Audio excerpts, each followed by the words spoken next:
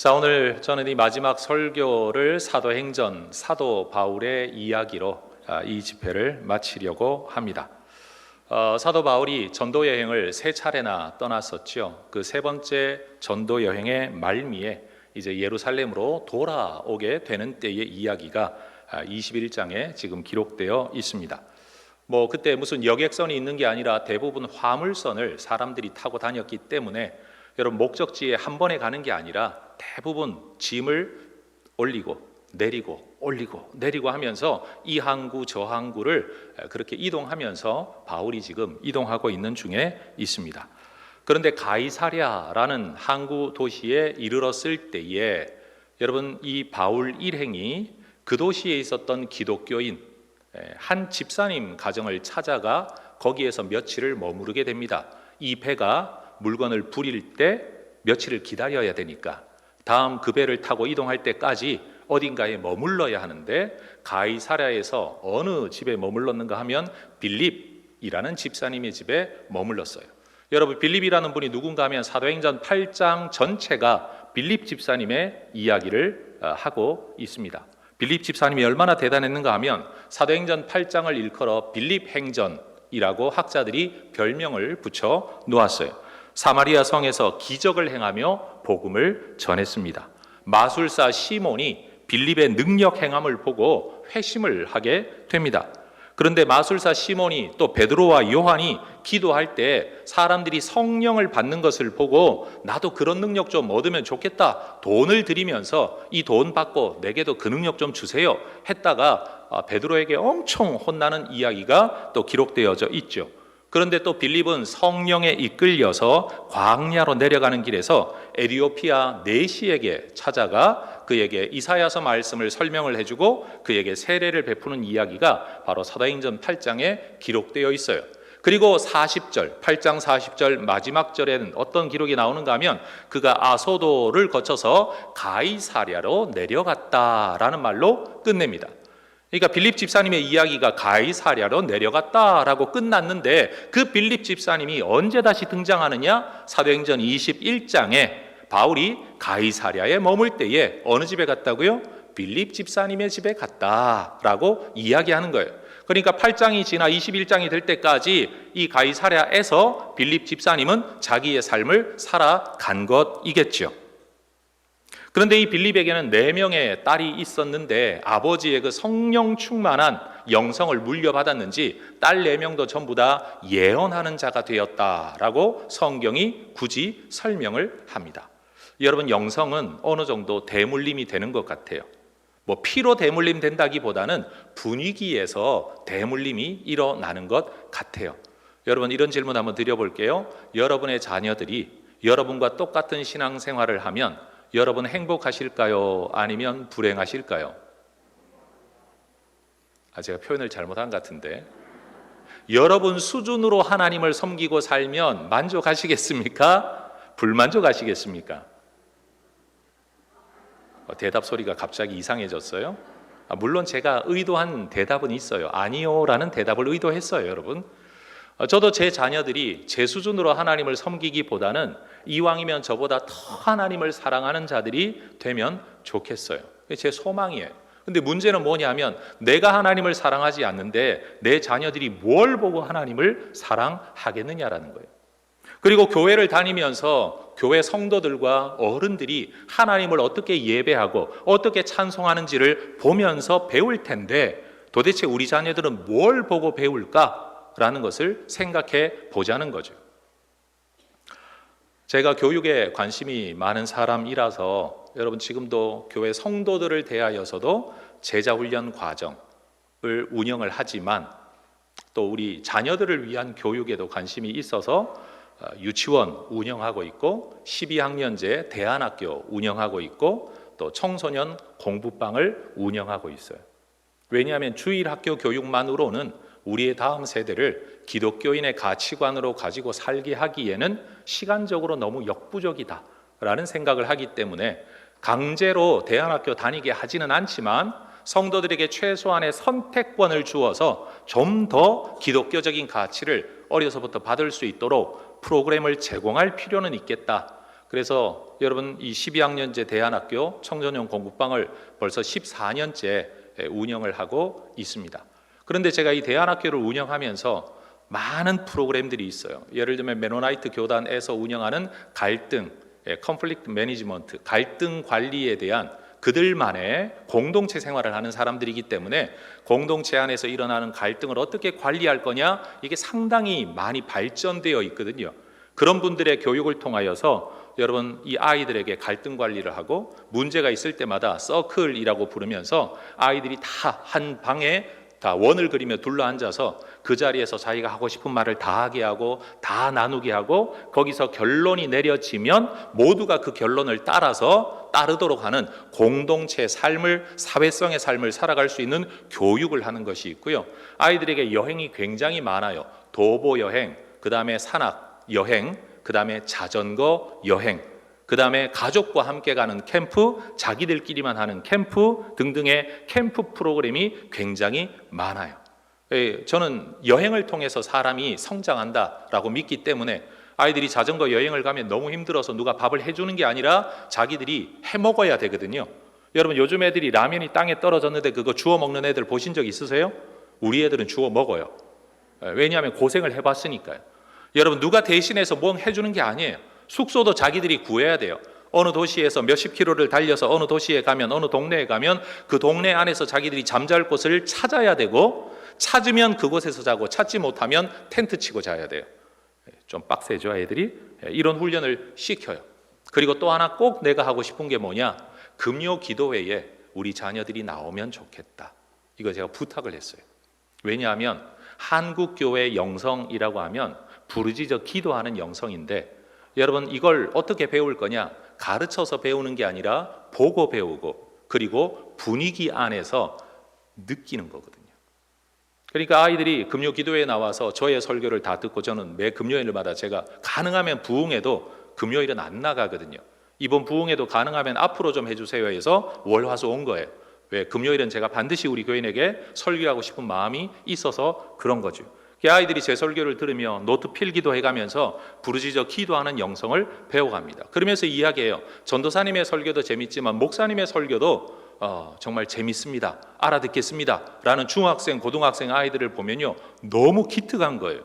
그러면서 저는 아이들이 부모가 기도하는 모습을 눈으로 보고 배워갈 수 있기를 바라는 거예요. 기도해라가 아니라 기도하는 부모를 보면서 말이에요. 집안에 문제가 있을 때, 아니면 자녀들의 어떤 문제가 있을 때 우리 어머니는 교회 가서 부르짖어 기도했어 라는 걸 눈으로 볼 때 자기도 언젠가 문제를 만나면 나도 그렇게 어머니를 생각하며 아버지를 생각하며 기도해야 되겠다라고 생각을 하는 것이지, 기도해라 기도해라 기도하라 한다고 해서 기도하게 되는 게 아니라는 거죠. 여러분 거의 20년 전에 싱가포르에서 셀 사역을 하는 벤 웡이라는 어떤 목사님이 한국에서 셀 사역을 하는데, 여러분 제가 그것을 이제 기록을 하는 서기 역할을 하게 되었어요. 여기서 강의하시고 저는 그것을 정리해서 나머지 한국 분들 참석자들에게 나눠주기 위해서 막 정리를 하고 있는데, 이분이 갑자기 이야기하면서 이 말씀을 하시는 거예요. 따라하십시다. 영성은 분위기입니다. 저는 아직도 그 말을 기억해요. 그분이 어떤 의미에서 그렇게 말했는지 모르지만 저는 그 말이 제게 그냥 확 와서 꽂혔어요. 영성은 뭐냐? 분위기이다. 물론 개인의 영성을 말하는 게 아니에요.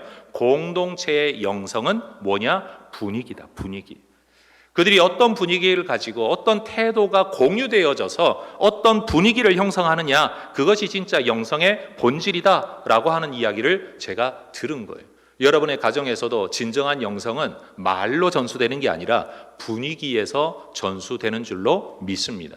그러니 여러분 이렇게 부흥회를 하고 집회를 할 때 우리 자녀들을 함께 기도하고 여러분들이 이 분위기를 아이들이 어려서 느끼게 하는 건 전 너무 기쁜 일이고, 우리 교회에서 이미 하고 있는 일이기도 하고, 여러분들도 이 일을 더 열심히 해 가시기를 주의 이름으로 축복합니다.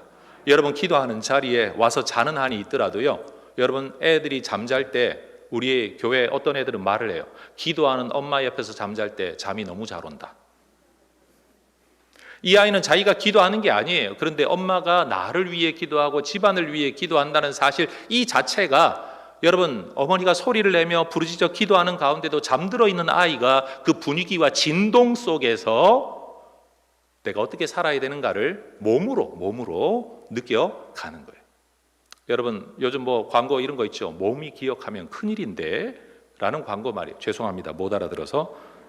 제가 라디오를 들으면 항상 뭐 그런 말 나올 때마다 저 말이 진짜다. 몸이 기억하는 게 제일 무섭다. 여러분 우리도 몸으로 우리의 신앙을 하나님 앞에 살아갈 수 있기를 축복합니다. 빌립 집사님이 여러분 자녀들에게 너 기도해라 그런 게 아니었을 거예요. 빌립 집사님이 기도하는 모습 가운데 그가 하나님 앞에 기도하면 하나님의 역사가 나타나는 모습 가운데 자녀들, 딸들도 당연히 그것을 체험하게 되었을 것이고 당연하게 여겨 그들도 예언하는 자가 되었다는 거예요. 그런데 여러분 바울 일행이 빌립 집사님의 집에 머물렀을 때에 빌립 그리고 예언하는 4명의 딸들 그리고 바울 일행들만 있었던 게 아니라 거기에 또 한 명의 사람이 등장하는데 아가보라는 선지자가 거기에 있었다라고 성경이 이야기합니다. 근데 이 아가보가 어떤 사람인가 하면요, 사도행전 11장을 보면 그때의 선지자들이 예루살렘에서 안디옥에 이르니 그 중에 아가보라 하는 한 사람이 일어나 성령으로 말하되 천하에 큰 흉년이 들리라 하더니 글라우디오 황제 때에 그렇게 되었다라고 아주 짧은 말로 아가보라는 사람을 설명합니다. 여러분 이 사람은 선지자인데요, 여러분 하나님의 말씀만 전하는 선지자가 아니라 흔히 말하면 흉년이 들 거다라는 어떤 기후, 일기 또는 사회 상황에 대하여서도 예언을 하는 사람인데 실제로 그런 일이 이루어졌다. 그것도 한 개인에게나 교회 공동체 안에서만 아니라 전 지중해적인 여러분 흉년이 든다라는, 여러분 정말로 세계를 두고 예언을 하는 사람이 아가보였다라고 정말 짧게 이야기하고 지나가요. 그런데 이 아가보가 바로 빌립 집사님 집에 유대로부터 내려왔다는 거예요. 따라하십시다. 왜 하필이면 그때에? 다시요. 왜 하필이면 그때에? 알 수 없어요. 성경은 설명하지 않아요. 여러분 생각해 보세요. 빌립 집사님의 집이 뭐 엄청난 부자로 살지도 않았을 텐데 빌립 집사님, 뭐 아내 이름은 언급되지 않아요. 예언하는 4명의 딸, 그리고 바울과 함께하는 누가, 또 다른 사람들의 일행들, 그리고 아가보가 거기에 있었다는 거예요. 여러분 이 집은 세상이 볼 때는 허름한 집이었을 겁니다. 별 볼 일 없는 가정집이었을 거예요. 그런데 그 시대의 영적 거물들이 그 집에 다 모여 있는 거예요. 저는 인천 제2교회가 바로 이런 빌립의 집이 될 수 있기를 축복합니다. 여러분 한 시대에 가만히 보면요, 하나님께서 어느 교회를 통하여 큰 은혜를 주셔서 선교의 자원들이 그 교회로부터 나오기도 하고 목회의 자원이 그 교회로부터 나오기도 하고 여러분 하나님 나라의 위대한 사회적 지도자들이 그 교회로부터 나오게 되는 일들을 한국교회의 역사만 보더라도 여러분 우리는 보게 되는 거예요. 여러분 이전에도 여러분의 교회가 그렇게 쓰였겠지만 앞으로도 언젠가 인천 제2교회 그때 신앙생활했던 청년들이, 대학생들이, 학생들이, 어린아이들이, 집사님들이 그때 모여 기도했던 사람들이 어느가 시간이 흘러서 여러분 한국교회를 움직이고 세계의 영성을 움직이는 그런 일꾼들이 여기서 배출되기를 주의 이름으로 축복합니다. 전 오늘 자녀들을 위한 기도 가운데 여러분 이 기도가 저와 여러분의 기도가 될 수 있기를 소망합니다. 이 자리에 나와 기도받는 어쩌면 철없는 애들, 아무것도 모르는 애들, 어쩌면 부모가 억지로 끌고 나와가지고 뭐 사줄게, 돈 줄게 이러고 나오는 애들도 있겠지요. 그런데 그런 애들 중에서도 하나님의 은혜의 역사가 있어서 여러분 어떤 하나님의 사람이 될지 알 수 없는 것 아닙니까? 기도할 때마다 소망을 품고 우리 자녀들을 축복하며 그들이 하나님께서 쓰임받는 일꾼이 되기를 여러분 기도하는 우리 모두가 될 수 있기를 축복합니다. 그런데 문제는 그 아가보라는 선지자, 말 한마디 예언을 하면 전 지중해 적인 글라우디오 황제 때의 전 지중해 적인 흉년을 예언할 만한 엄청나게 검증된 예언자가 갑자기 이상한 행동을 합니다.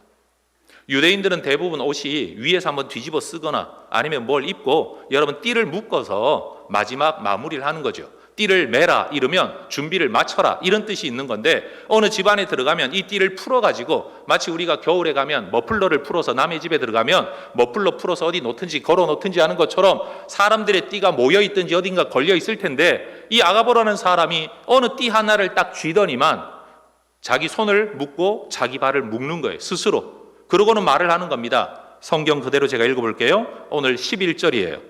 우리에게 와서 바울의 띠를 가져다가 자기 수족을 잡아매고 말하기를 성령이 말씀하시되 예루살렘에서 유대인들이 이같이 이 띠 임자를 결박하여 이방인의 손에 넘겨주리라.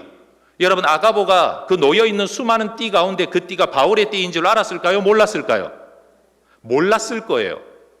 예를 들어 바울과 함께 여행하는 사람들이라면 그 띠가 누구 띠인지를 알았겠죠. 왜? 계속 여행을 하면서 함께 먹고 자면서 여러분 아니까요. 그런데 아가보는 그들과 동행한 사람이 아니에요. 바울은 지금 배를 타고 계속 이동을 하고 있고 이 사람은 유대에서 육지를 통해 마침 빌립 집사님 집에 내려왔을 뿐이에요. 그런데 풀어놓은 많은 띠들 중에 하필이면 그 띠를 가져다가 이 띠 임자를이라고 말하며 특정하지도 않아요. 사람을 특정하지도 않고 이 띠 임자라고 말하는, 이름도 말하지 않는 이방인의 손에 넘겨줄 거다 이렇게 결박하여서. 여러분, 권위를 인정받던 예언자가 너무나도 자세하게 이 띠 임자가 당할 일을 예언합니다. 여러분, 그 띠가 누구의 띠인지를 알아본 바울, 그리고 바울의 일행들, 그 예언을 들었을 때 어떤 마음이 들었을까요? 이 아가보가 어떤 사람인지를 너무나도 잘 알고 있는 사람들이었다면 여러분 이 말을 흘려듣지 못했을 겁니다. 그런데 문제는 뭐냐 하면 바울과 함께 이 여행을 하고 있는 사람들에게 또 하나의 기억이 떠올랐다는 거예요. 지금 아가보가 말하고 있는 이 말 외에도 자기들이 들었던 말이 하나 더 있거든요.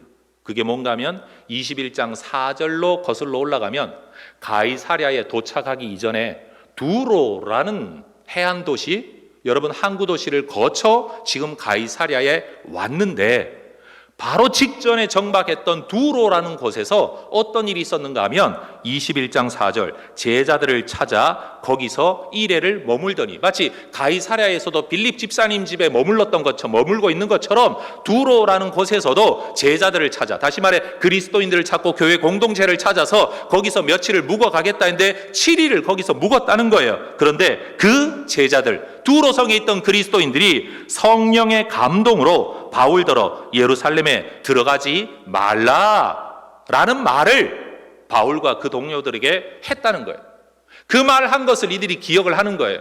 그런데 그때는 바울도 아무런 반응을 하지 않았어요. 성경 한번 나중에 읽어보세요. 21장 4절의 말 뒤에 바울의 반응도 없고 다른 사람들의 반응도 없고 그냥 무시하고 지나가는 것처럼 그래요. 바울이 아무 말을 하지 않으니까 이 사람들도 그냥 무슨 일이 있으려니, 뭔가 좀 좋지 않은 일이 있을라나? 라는 생각만 하고 여러분 두로를 떠나 가이사랴에 왔단 말이에요. 그런데 가이사랴에서 지금 누구를 만났다고요? 아가보를 만난 거예요. 그런데 이 사람은 올라가지 말라라는 말을 하는 정도가 아니라 이 띠를 자기 손발을 묶어서 이방인들이 이렇게 묶어가지고 이방인에게 넘겨줄 거다 라는 너무나도 구체적인 예언을 하는 거예요. 그때는 덮어놓고 지나갔는데 무슨 일이 있을까 하고 지나갔는데 그 말이 이것 때문에 그랬구나 라고 함께하는 사람들의 마음속에 염려가 들자 그들이 바울에게 어떻게 반응을 했느냐. 읽었던 12절 말씀 보세요. 우리가 그 말을 듣고, 누구의 말? 아가보의 말을 듣고, 그 다음에 또 하나 생각한 거 있겠죠? 무슨 생각? 두로에서의 들었던 말을 생각하고 그곳 사람들과 더불어 바울에게 예루살렘으로 올라가지 말라라고 권하기 시작했다는 거예요.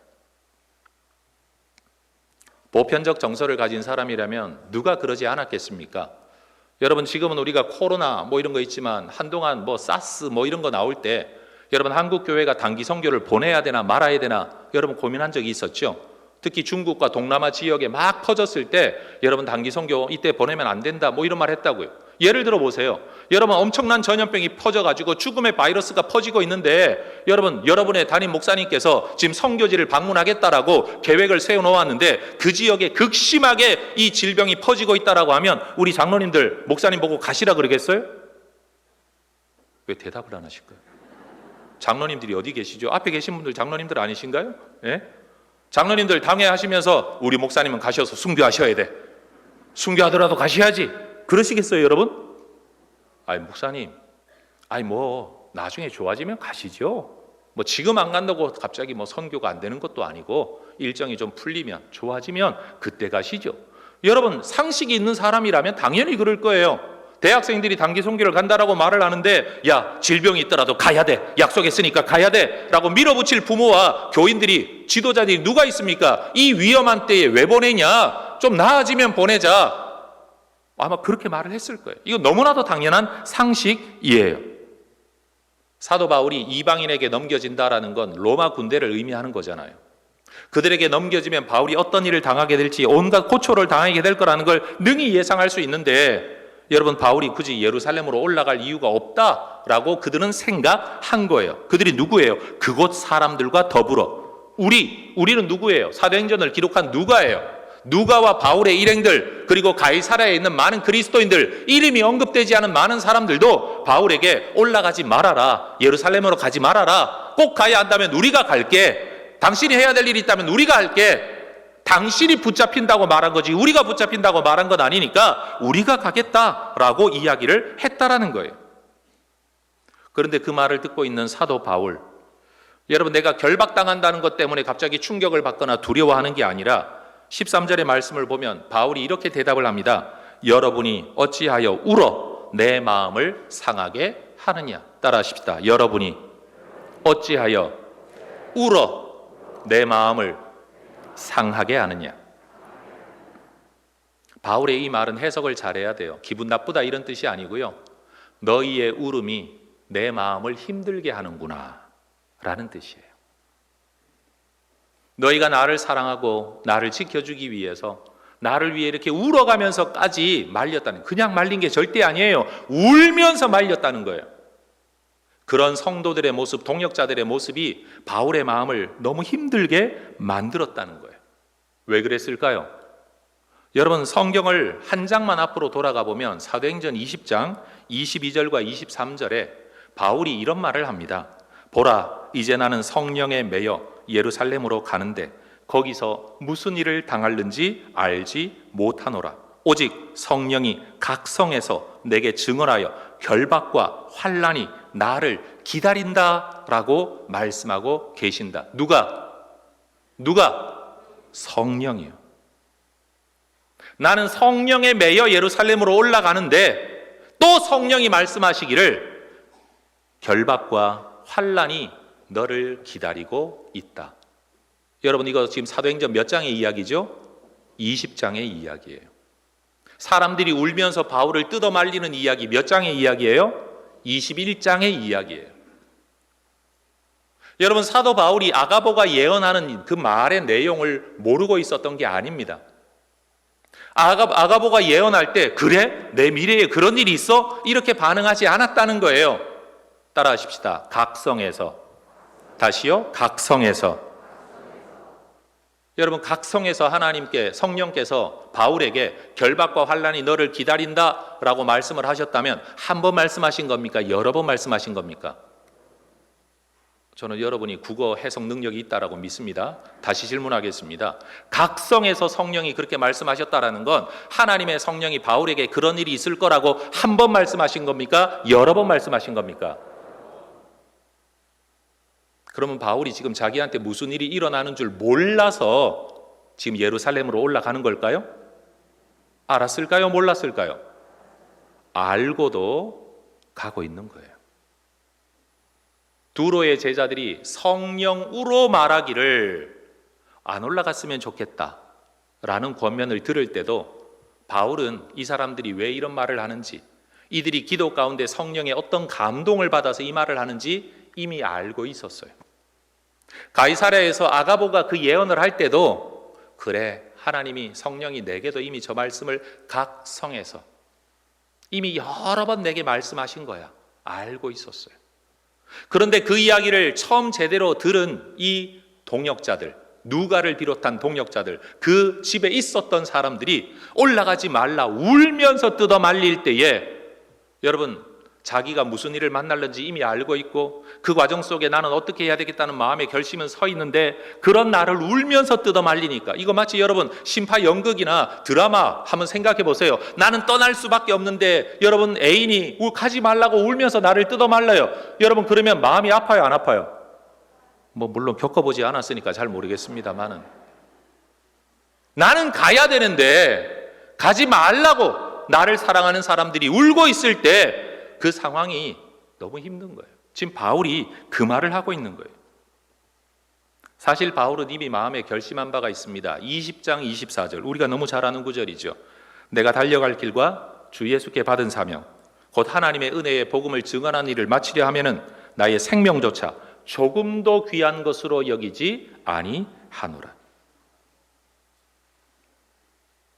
그는 각성에서 성령이 그 말씀을 하실 때 그 말씀을 듣고도 성령에 매여 예루살렘으로 가고 있는 그가 성령께서 결박과 환난이 너를 기다리고 있다라고 말씀하실 때, 그러면 나는 피하겠다가 아니라 결박과 환난이 아니라 생명까지도 걸고 예루살렘으로 가겠다라고 결심한 거예요.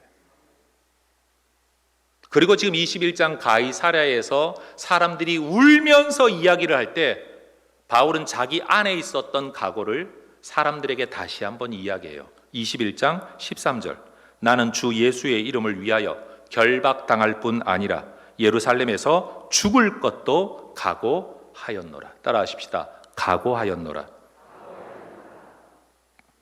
여러분, 죽을 것도 각오했다는 바울의 이 고집 앞에서 다른 사람들이 바울을 꺾을 수가 없구나, 말릴 수가 없구나 라는 걸 깨닫거든요. 14절은 그렇게 이야기하죠. 그가 권함을 받지 아니함으로.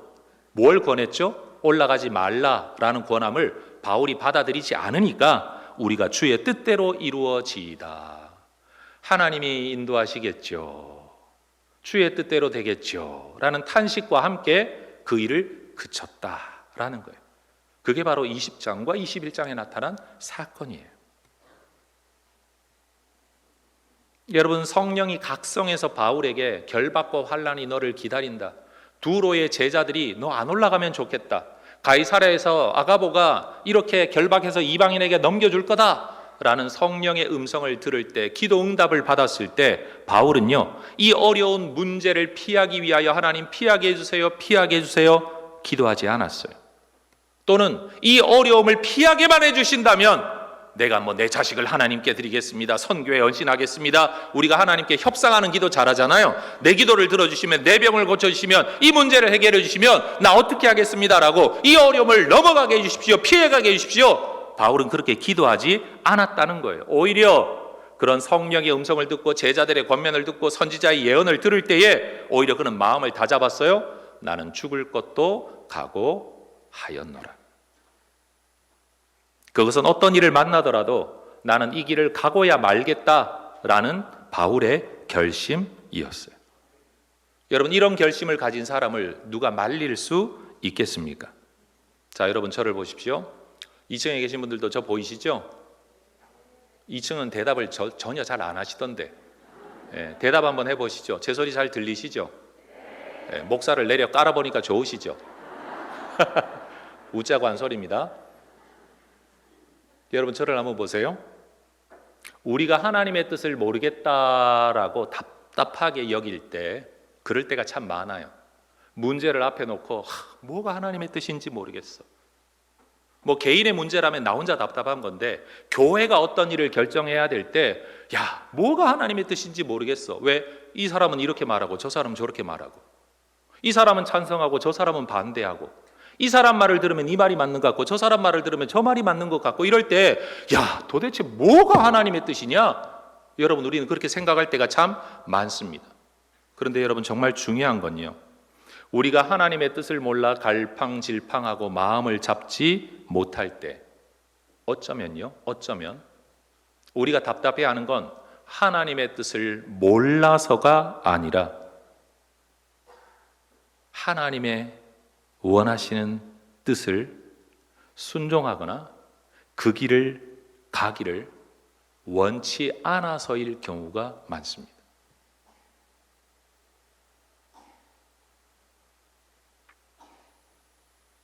우리는 하나님 앞에 언제나 확실한 하나님의 응답을 기다립니다. 말씀하시면. 그런데 사실 우리는 그 말씀을 두려워하고 염려합니다. 내가 원치 않는 대답을 하시면 어떡하지? 그죠? 내가 듣고 싶은 말을 못 들었을 때 우리는 항상 재질문하고 재확인합니다. 뭐라고? 못 들어서가 아니에요. 듣고 싶은 대답을 못 들으니까, 아니 그 말 말고 내가 듣고 싶은 대답, 뭐라고? 우리는 하나님 앞에도 주여 주의 뜻을 알려주옵소서라고 기도하고 있지만, 사실은 주의 뜻을 진짜 알고 싶은 게 아니라 내가 원하는 대답을 듣고 싶어서 무릎 꿇어 부르짖어 눈물을 흘리며 기도하고 있을지도 몰라요. 여러분 이런 상황 없으세요? 우리가 하나님의 기적 또는 하나님의 응답을 기다리고 있을 때 어쩌면 하나님은 우리의 결단을 기다리고 계신지도 모릅니다.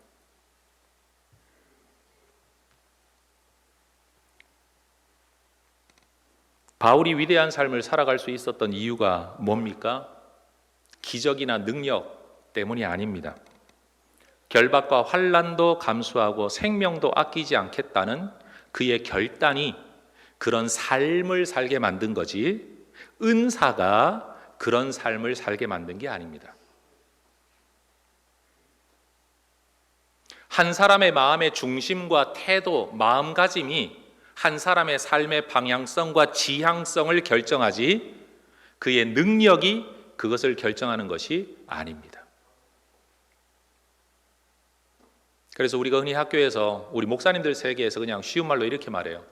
박사는 누가 박사냐 하면 공부를 끝까지 한 사람이 박사예요. 공부를 잘한 사람이 박사가 아니고. 제 말이 이해가 됩니까? 오늘 기도해 주신 박사님 맞습니까? 예. 공부를 잘한 사람이 박사가 아니라 공부를 사실은 끝까지 한 사람이 박사예요.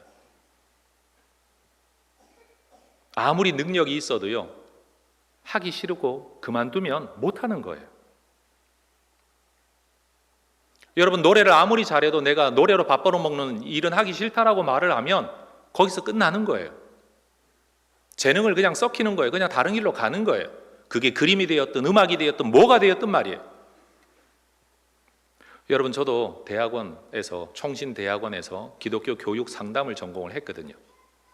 근데 남자 학생이 상담 전공하는 분이 별로 없어요. 여러분의 노원석 목사님은 여러분 진귀한 국보입니다. 남자 목사님들 중에 상담 공부하는 분이 별로 없어요. 진짜 없어요. 그때도 없었어요. 그래서 여러분, 남학생 나 하는데 저는 더군다나 신학과 졸업생인데 그 공부를 하고 있고, 여러분 죄송하지만 저 대학원 들어갈 때 1등하고 들어갔거든요. 좀 놀라주세요. 좀. 저 공부 좀 했어요. 못하지 않았어요. 그런데 여러분, 이 공부를 하면서 실습을 하고 사람들과 상담을 해보니까 남의 이야기를 가만히 들어준다는 게 이게 얼마나 어려운 일인지 너무너무 힘든 거예요. 저를 지도하셨던 교수님이 우리 목사님도 지도하셨던 교수님이시거든요. 같은 제자예요. 근데 공부를 더 하신 제자고 난 덜한 제자예요. 그런데 그 교수님 저한테 이런 말씀까지 하셨어요. 정 목사, 우리 총신 안에 성경적 상담을 공부하는 사람이 별로 없다. 다 심리학, 인본주의 전제를 가지고 상담을 공부하고 있지, 우리 개혁주의 신학에 근거하여 상담을 이야기할 사람, 성경을 가지고 상담을 이야기할 사람이 없다. 나는 정 목사가 공부를 계속해서 박사가 되어서 이 내 자리를 이어받아서 계속 해주면 좋겠다. 여러분, 다시 말하면 제가 석사 과정에서 이미 박사 과정에 오퍼를 받은 거고, 지도 교수님이 내 뒤를 너를 잇게 하겠다 제안을 받은 사람이에요. 여러분, 저 무시하지 마세요. 그런데 여러분, 제가 일중심적인 사람이라고 이미 커밍아웃 했잖아요. 여러분에게.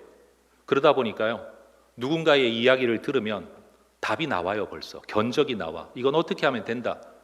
그런데 그 사람은 지난번 상담에서도 그 이야기 하더니 그 다음번 상담을 와서도 똑같은 이야기를 하고, 거기에서 내가 뭔가를 제안을 하면 네 하고 돌아갔는데 아무것도 안 하고 다시 돌아와가지고 또 도루묵으로 또 그 이야기를 하고 있고, 저희 교회 할머니 신방할 때하고 똑같아요. 우리 권사님들 신방하면 일제시대부터 시작해서 6.25를 거쳐가지고, 여러분 신방을 가면 보통 3시간, 4시간이에요.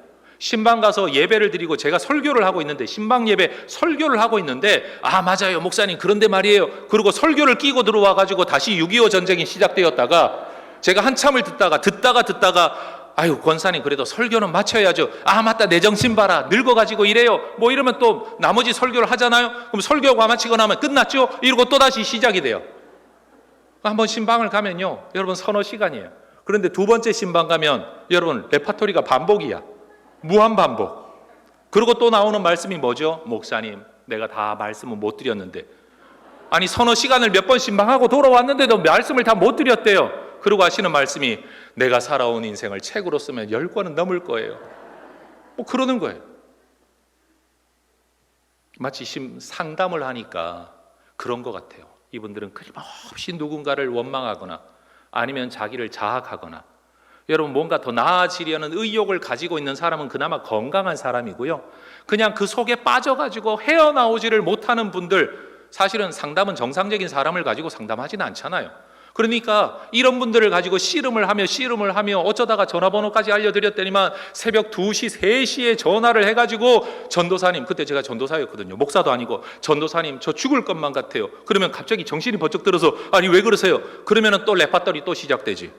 실컷 한두 시간 이야기해서 달래놓으면요, 또 다음에 만나면 또 똑같아요. 그리고 또 자기 혼자 잠 못 자고 힘들어지면 또 한밤중에 전화해가지고 남을 깨우고. 우리 지도 교수님이 신방은 상담은 그렇게 하면 안 된다, 개인 연락처는 알려주면 안 되고, 뭐 시간을 지켜야 되고, 뭘 해야 되고, 여러분 이론은 다 배웠거든요. 근데 그 이론을 가지고 정작 상황 속에 들어가면 이게 안 되는 거예요. 그래서 제가 우리 교수님께 이런 말씀을 드렸어요. 교수님, 저는 상담을 많이 공부해서 상담을 공부한 상담적인 설교자가 되겠습니다. 상담자가 아니고 상담을 많이 공부해서 사람들의 마음과 행동과 삶에 대한 이해를 가진 설교자가 되겠습니다. 우리 교수님 삐지셨어요. 그런데 여러분, 제가 지금 드리고 있는 말씀, 다른 분이 저에게 정말 좋은 기회를 주었다고는 하지만 제가 한 사람 붙들고 소진할 것 같은 그런 일을 계속 반복하는 일을 솔직히 하고 싶지 않았어요. 제가 대학 때부터 기도했던 건 설교자가 되기를 기도했다 그랬잖아요. 많은 사람들에게 하나님의 말씀을 선포하고 성령이 각 사람 속에 역사하는 것을 보고 싶은 설교자가 되고 싶었는데, 한 영혼을 붙들고 내가 이 똑같은 일을 반복하는 게 자신감이 없는 거예요. 그 이후로 저는 상담 공부를 진행하지 않았습니다. 바로 그거예요. 여러분, 하나님의 뜻이 무엇입니까? 라고 사람들이 많이 묻지만, 좋은 길이 열리면 하나님의 뜻일까요? 근데 저는 그 길을 가지 못했어요. 지금도 저는 그 길을 안 간 걸 참 잘했다라고 생각합니다. 저는 전형적인 남자, 전형적인 일중심적인 사람이라 누가 말을 딱 하는 순간 견적이 나오고 대답이 나와요. 그런데 그 이야기를 지지부진 자꾸 이야기하면 화가 나요. 근데 여러분, 상담자가 화를 내면 됩니까? 안 됩니까? 안 되잖아요. 그래서 노원석 목사님은요, 여러분 대단한 경지에 이르신 분이세요. 저는 저분의 발 뒤꿈치도 못 따라가요. 전 상담을 했다는 말을 그래서 어디 가서 잘 하지 않아요. 그냥 잠깐 공부했습니다라고 이야기할 뿐이에요. 한 영혼을 붙들고 씨름할 줄 안다는 거, 이거 보통 내공과 인내력 아니면요 못하는 일이에요. 근데 제가 하나님 앞에 기도하기를, 하나님 제 길이 무엇입니까? 라고 기도를 했는데, 만약 하나님께서 너 상담을 하거라 라고 말씀하셨다면 여러분, 제가 거기서 아멘 이랬을까요? 하나님 뭐라고요? 뭐라고요? 못 들었어요. 뭐라고요? 하나님 내가 하고 싶은 건 그게 아니에요. 저는 분명 그랬을 거예요.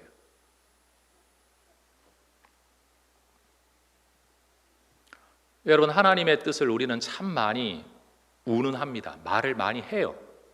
그런데 하나님의 뜻을 이야기하는 이유가 순종하기 위함이 아니라 불순종하기 위함일 때가 있어요. 제가 저희 교회를 목양하면서 보니까 제가 살아온 인생이 그게 다고 우리 교회가 전부 다이니까 제가 우리 교회를 욕한다고 절대 오해하지 마십시오. 내 삶의 반경이 거기니까 거기서 일어난 일을 말할 뿐이고, 저는 남의 이야기를 예화로 들고 싶지 않은 거예요. 그냥 내가 경험한 이야기를 말하고 싶은 것 뿐이에요. 우리 교인 중에 어느 한 장로님께서, 여러분 부임하고 난 뒤에 얼마 동안 회의를 할 때마다, 당회를 할 때마다 이분은 늘 이 질문을 해요. 목사님, 그게 하나님의 뜻입니까? 그러면 말문이 탁 막히는 거예요.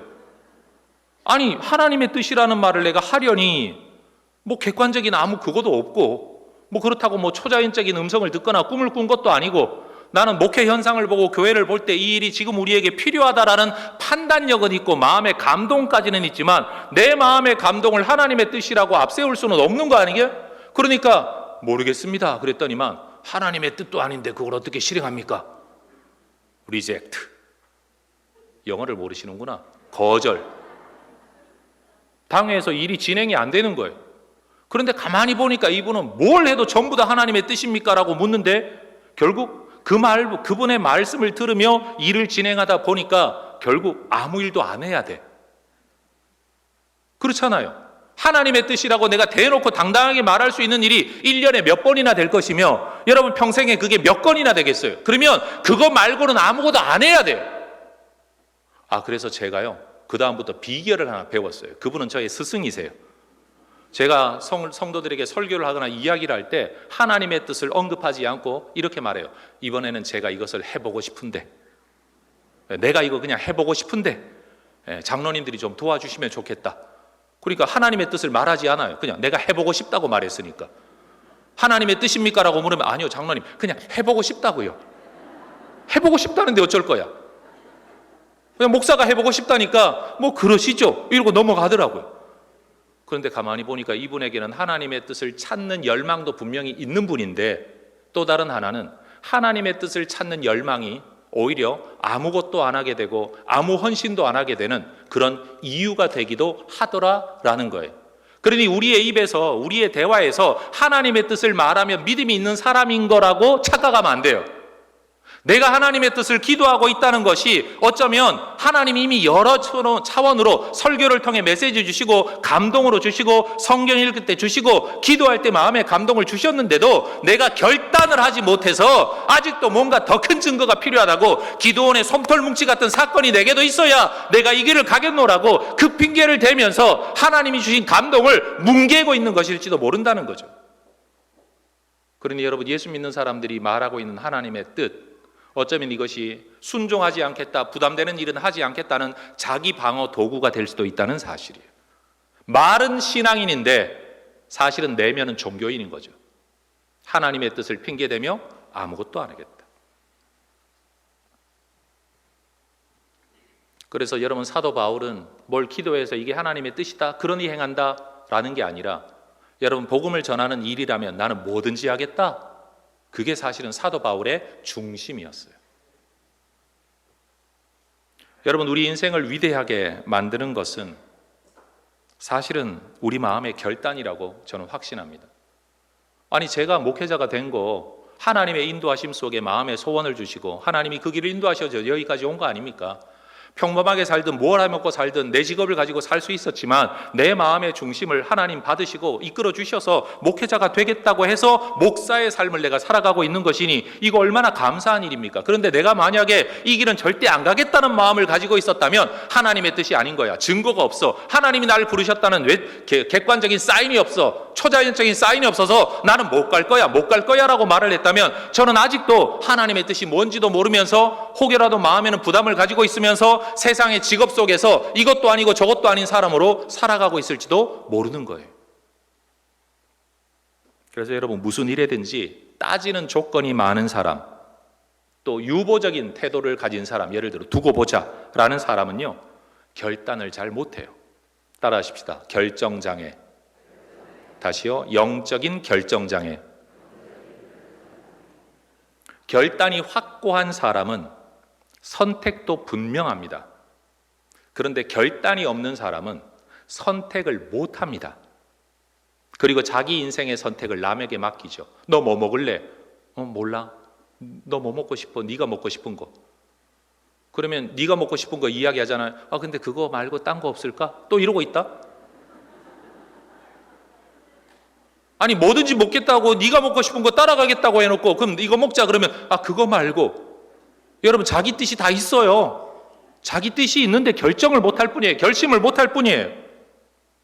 결심을 유보할수록 이랬다 저랬다 하고 날마다 이 핑계 저 핑계를 보는 거예요. 그래서 이런 상황을 보면 이래야 되지 않을까 싶고 저런 상황을 보면 저래야 되지 않을까 싶으니까 여러분, 이런 사람은 소실 있는 삶을 살아갈 수가 없는 거예요. 한 방의 길을 걸어갈 수가 없는 거예요.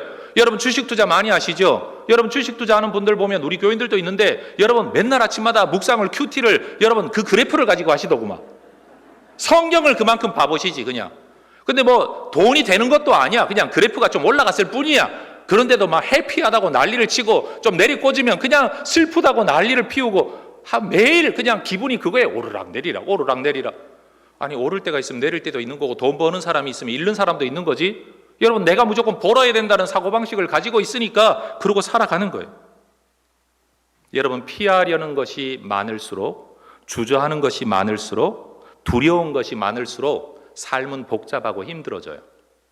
그런데 결심이 분명하면 여러분 선택이 쉬워져요. 자, 예를 들어 이번 집회 부흥의 기간이 있는데 이 부흥에 가야 될까 말아야 될까, 가야 될까 말아야 될까, 가기는 가야 될 것 같고 시간은 안 될 것 같고 약속은 있는데 왜 하필이면 부흥회를 이때를 잡았어, 뭐 등등, 회사 일이 생기면 어떡하나, 여러분 두고 봐야지 하면 하루 온종일 스트레스를 받으면서 두고 보다가 올 수 있는 가능성은 별로 없어요.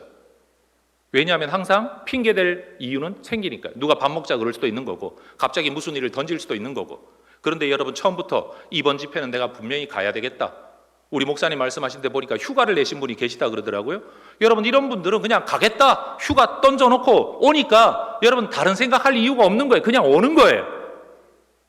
여러분 결심이 확고하면 선택이 쉬워집니다. 그런데 결심을 못하면 선택이 어려워요.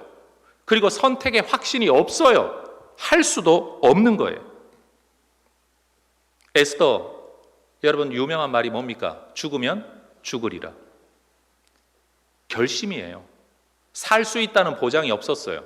왕이 부르지 않는데 왕 앞에 나아간다? 그러면 죽을 수도 있다. 알았어요. 그런데 이것 외에는 내가 선택할 게 없다. 결심한 거예요. 어떤 결심? 죽으면 죽으리라.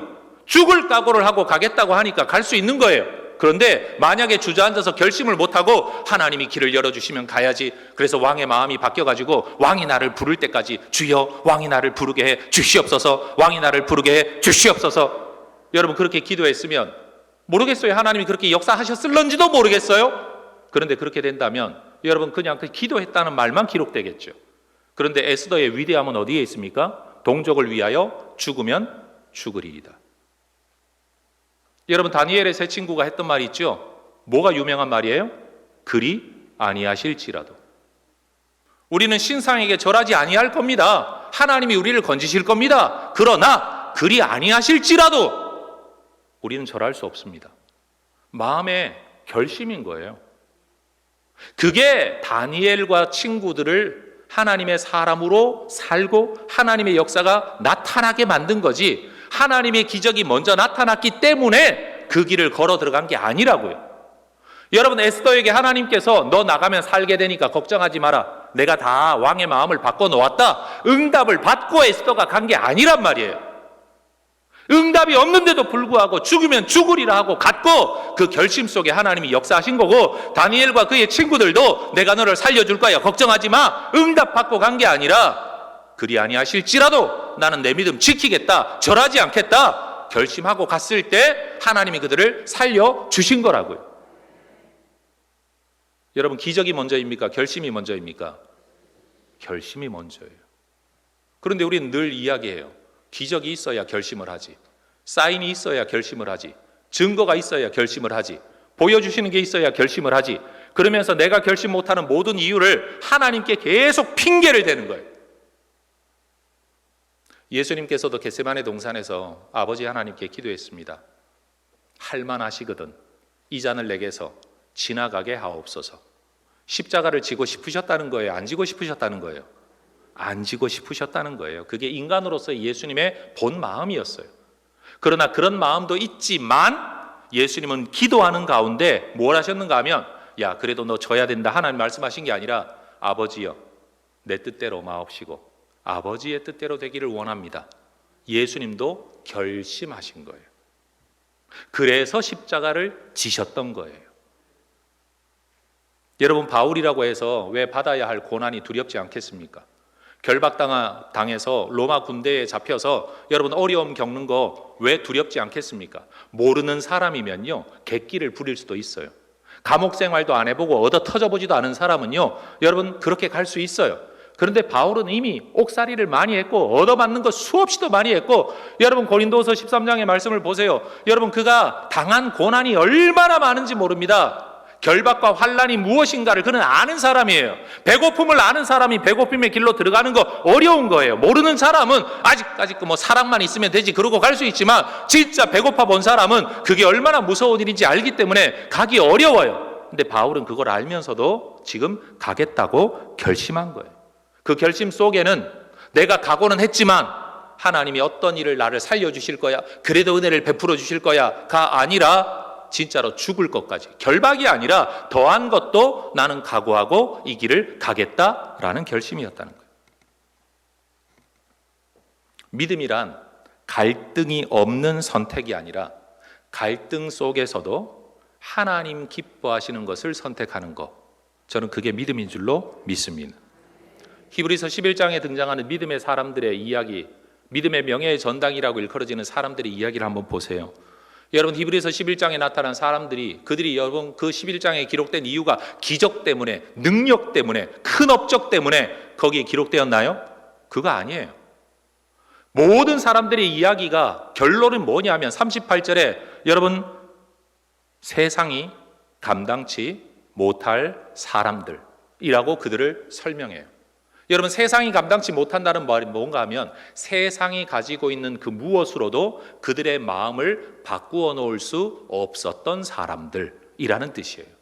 세상은 힘을 가지고 그들을 죽였어요. 칼로 죽이고 껍질 벗겨 죽이고 뒤집어 죽이고 십자가에 죽이고 다 죽였어요. 힘이 있었어요. 그들의 모든 것을 다 빼앗았어요. 세상의 힘으로 말하면 세상은 그들을 감당하고도 이기고도 남았어요. 근데 성경은 말합니다. 세상이 그들을 감당하지 못했다, 죽이지 못했다는 거 아니에요. 어려움을 겪지 못하게 했다, 그거 아니잖아요. 결론은 뭔가 그들의 믿음을 돌려놓지 못했고 그들의 마음을 돌려놓지 못했다, 그게 바로 세상이 감당치 못할 사람이라는 해석의 증거라는 거예요.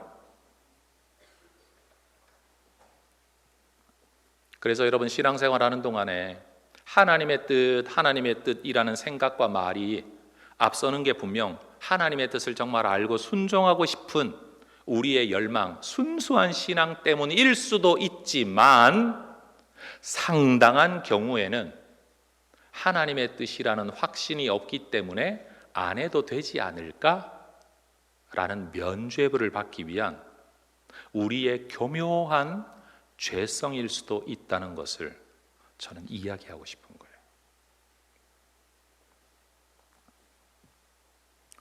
여러분, 예언이나 환상, 꿈보다도 사실은 해석이 중요하죠.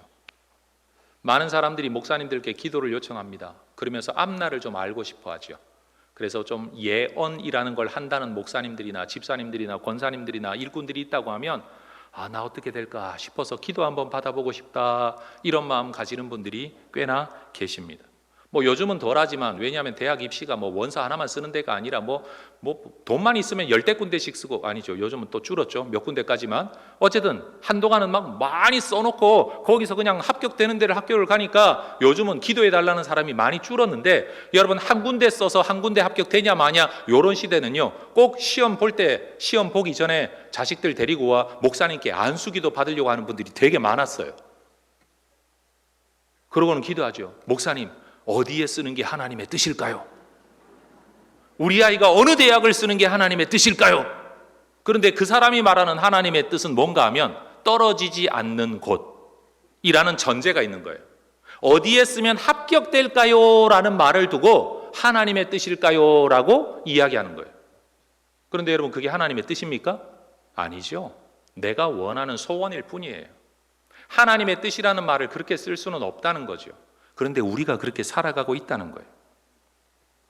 바울은 자신이 걷는 길에서 어려움을 만날 것이라는 것을 성령께서 알려주시는 것은 이 길을 피하라고 알려주는 게 아니라 이 길을 걸어가는 네가 각오하고 결심하면 좋겠다라고 알려주신 것이라고 믿었어요.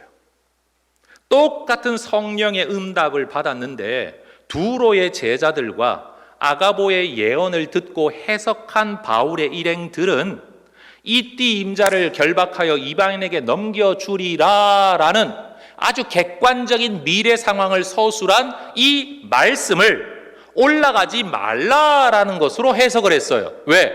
어려움은 안 겪는 게 좋으니까, 고통은 피하는 게 좋으니까, 아픔과 괴로움은 피하고 싶으니까, 그게 내 마음이니까. 여러분, 그게 하나님의 뜻이라서가 아니라 하나님의 뜻에 대한 자기의 해석이었다는 거예요. 그런데 바울은요, 너 결박과 환난을 당할 거다 라는 말씀을 들을 때에 이걸 피해야 되는구나 라고 해석한 게 아니라 각오해야 되는구나 라고 해석을 했다는 거예요. 그러니 여러분, 두로의 제자들에게나 아가보에게나 여러분 그리고 바울에게나 다 성령의 감동으로 다 말씀하셨어요. 다 하나님의 객관적인 말씀이에요. 그런데 해석은 극단적으로 반대였어요. 올라가지 마라, 그래도 올라가겠다. 그래서 우리가 하나님의 응답을 구하고 하나님의 뜻을 구한다고는 하지만 사실은 내 마음의 중심과 결심이 어떠하냐에 따라서 하나님의 응답을 극단의 반대로도 해석할 수 있는 여지가 우리에게 있다는 사실을 알아야 되는 거예요. 그럼 여러분, 응답이 먼저입니까? 결심이 먼저입니까? 여러분, 기적이 먼저입니까? 중심이 먼저입니까? 기적이 아무리 일어나도요, 에이, 그거 아니야, 할 수 있어요. 예수님께서 귀신을 내어 쫓고 병자를 고치고 대단한 일을 하니까 누군가는 하나님이 보낸 사람이 아니라면 어떻게 이런 일을 하겠습니까? 라고 해석하는 사람이 있는가 하면, 누군가는 저가 귀신의 왕 바알세불을 힘입어 귀신의 힘으로 귀신을 내어 쫓는도다 라고 해석하는 사람도 있었어요. 능력이 나타나고 기적이 나타나면 모두가 하나님을 인정할 것 같지만 예수님이 그런 능력을 행하실 때에도 극단의 두 부류의 사람, 누군가는 하나님이 보낸 사람이 아니라면 이런 일 못합니다, 누군가는 귀신의 힘으로 이런 일을 합니다 라고 해석을 했다는 거예요. 그래서 여러분, 똑같은 설교를 하는데도 듣는 여러분의 마음 중심에 따라서 은혜를 받을 수도 있고 시험에 빠질 수도 있는 거예요. 그래서 설교자는 아무런 의도도 없고 성도 한 사람 한 사람을 생각지도 않고 객관적인 하나님의 말씀을 전할 뿐인데 누군가는 꼭 이렇게 이야기해요. 오늘 목사님이 날 들으라고 표적 설교했다고. 그럼 전 이렇게 대답해요. 죄송하지만 내가 성도님을 그렇게 사랑하지 않습니다. 이 수많은 사람을 앉혀놓고 설교하고 있는데 이 수많은 사람을 다 버리고 당신 한 사람 들으라고 내가 그 설교를 할애하지는 않습니다. 그렇지 않아요, 여러분? 어떤 목사님이 그런 식으로 설교를 준비하겠어요? 더 이쁘고 사랑스러운 성도들이 이렇게 많은데. 그러니 결국은 하나님의 말씀을 들어도, 하나님의 기적을 보아도, 예수님의 표적을 보아도 누군가는 믿음으로 받아들이고 누군가는 오히려 마음이 완전히 더 돌아서서 죽여라, 십자가에 못 박아버려라, 죽어야 마땅할 자다라고 반응하게 된다는 거죠. 그러니 저는 성도 여러분들께 이런 말씀 드리고 싶어요. 여러분, 신앙생활하는 동안에 하나님의 뜻이라는 표현이 여러분의 게으름, 여러분의 부담지기 싫어함, 귀찮음 또는 하기 싫음, 그리고 부정적인 마음, 죄성을 가리기 위한 종교적 수사가 되지 않기를 주의 이름으로 축원합니다. 조금의 어려움만 있어도 피해가고 싶어하는 마음, 그냥 고질적인 마음 세팅이 우리에게 되어 있어요. 어려움은 무조건 피하고 싶다. 이 세팅을 가지고서는 하나님께서 우리에게 주시는 진짜 인도하심과 응답을 볼 때에 못 받아들이는 거죠.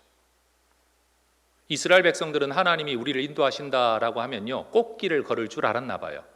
광야길 말이에요. 그런데 나와 보니까 여러분, 황무지예요. 먹을 거 없어요. 마실 물이 없어요. 여러분, 홍해바다가 가로막고 있어요. 그 어려움 앞에서 그들은 끊임없이 원망, 불평하는 거죠. 왜요? 그들의 기대가 뭐예요? 하나님이 인도하시면 당연히 꽃길을 걸어야 되는 거 아니야? 문제가 없어야 되는 거 아니야? 하나님 그런 말씀 하신 적이 없는데도 자기들 스스로 그 전제를 가지고 그 결심을 가지고 인생길을 걷다가 보니까 하나님이 우리를 죽이려고 그랬구만 라고 말하게 되는 거예요. 하나님이 우리를 미워하시는구나 라고 해석을 하게 되는 거예요. 하나님 한 번도 이스라엘을 미워한다고 말씀하신 적 없고 죽이기 위해 끌어낸 적 없는데도 불구하고 그렇게 해석하고 그렇게 말을 하는 거예요. 왜요? 마음의 중심 세팅이 그렇게 잡혀 있는 거예요. 자, 따라 하십시다. 하려는 사람은 길을 찾고 하지 않으려는 사람은 핑계를 찾습니다. 제 말이 맞습니까, 여러분? 여러분, 우리가 걸어가는 인생길에서 여러분, 우리 하나님께서 응답을 해주시면 사사건건이 음성으로 들려주시든지 보여주시면 얼마나 좋겠습니까마는 신앙생활 좀 해본 분들은 압니다. 하나님이 우리를 그렇게 인도하시는 분이 아니다 라는 걸 합니다. 여러분, 아브라함이 뭐 대단히 하나님을 많이 만난 것 같지만요, 여러분 거의 175세인가 뭐 사는 동안에 하나님 만난 거 몇 번 안 됩니다. 그 몇 번 안 되는 걸 성경책에 기록해 놓으니까 오 이렇게 많이 만났어 싶지만요, 여러분 거의 뭐 20, 30년에 한번 만날까 말까 그런 인생 산 거예요. 여러분도 최소한 신앙생활 20, 30년 하는 동안에 하나님의 특별한 감동을 받은 것 몇 번 되지 않아요? 없으세요? 그 정도도? 여러분 인생도 만약에 누군가가 전기를 쓰면서 이때 이런 은혜 받고 이랬던 이런 은혜 받고 이때 이런 은혜 받았다, 그것만 모아가지고 책 한 챕터를 써놓으면 사람들은 이렇게 생각할 거예요. 이분은 대단한 은혜를 누리고 살았구나. 그런데 생각 우리는 죽을 지경인데 말이에요. 응답이 없고 하나님의 뜻을 몰라서 말이에요. 여러분, 신앙의 사람들이 항상 무슨 초자연적인 증거를 보고 산 게 아니에요. 여러분, 설교자가 여러분 앞에 이렇게 설교를 할 때 하나님께서 이번에 네가 인천 제2교회를 가거들라, 첫날은 누가복음 15장을 설교하거라 으라. 둘째 날은 신명기 8장의 본문으로 설교를 하거라, 안 하면 너 죽는다. 여러분, 하나님이 그러셨을까요? 아니에요. 그냥 여러분의 교회를 위해 기도하는 가운데 이 말씀을 전하고 이 말씀을 이때 전하고 이 순서를 가지고 전하면 좋겠구나, 마음의 소원을 가지고 그냥 결단하고 설교하는 거예요. 그럼 하나님이 이 본문과 이 설교를 가지고 사용해서 여러분에게 일하시는 거예요.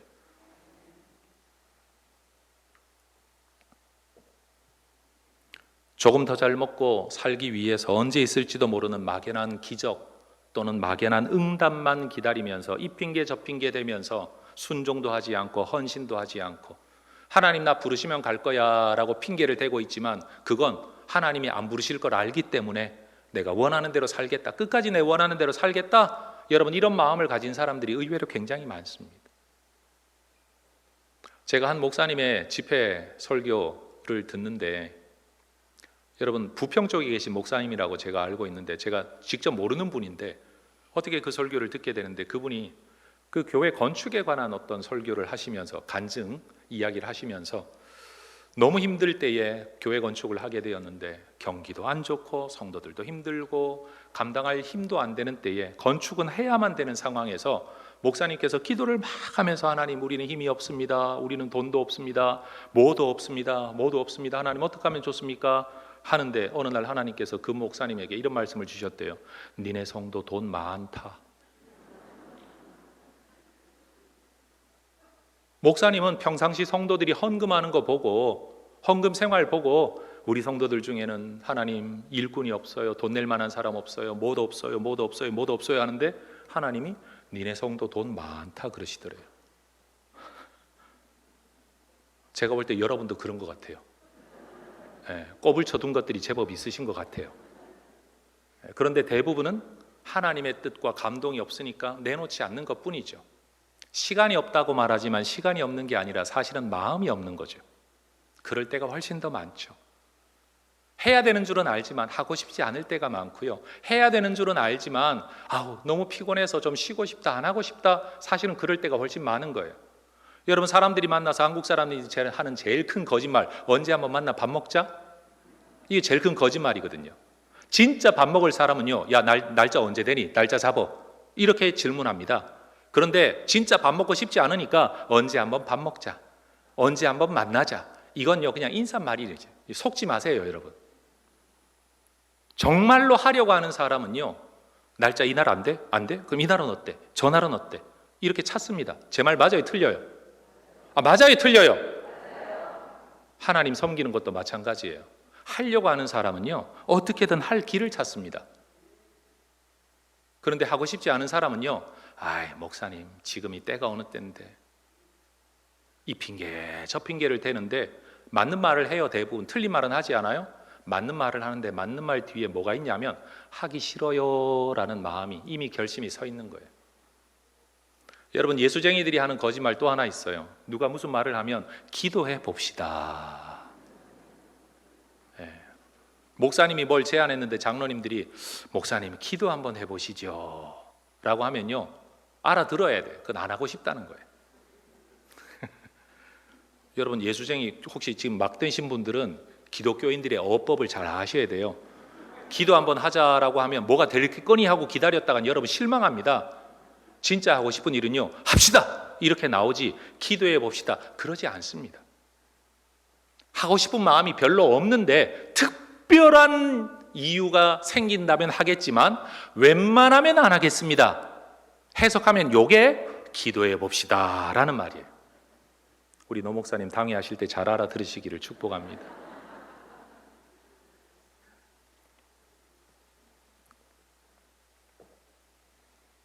그러니 여러분, 우리의 마음의 중심이 정말 하고 싶은 일은 사실은 이미 결심 다 하고, 물건 사고 싶으면 여러분 다 질러버려 사지, 그거 하나님의 뜻 묻는 분 누가 있어요?